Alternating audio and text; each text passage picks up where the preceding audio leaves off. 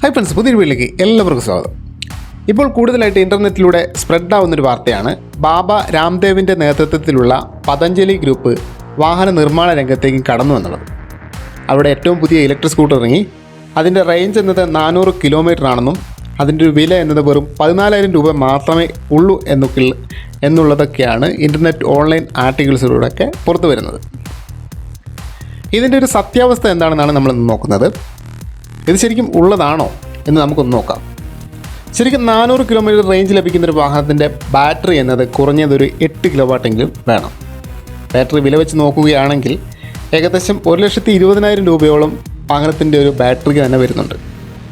മാത്രമല്ല 3 മുതൽ 4 മണിക്കൂർ കൊണ്ട് വരെ വാഹനം ഫുൾ ചാർജ് ആവും എന്നാണ് ഇതിൽ പറയുന്നത്. എങ്ങനെ നോക്കിക്കഴിഞ്ഞാലും ലോജിക്കായിട്ടുള്ള ഒരു കാര്യങ്ങളും ഈ ഒരു വാർത്തയിൽ വരുന്നില്ല. അതുകൊണ്ട് തന്നെ ഇതൊരു ഫേക്കായിട്ടുള്ള ന്യൂസ് എന്ന് തന്നെ ഉറപ്പിക്കാം നമുക്ക്.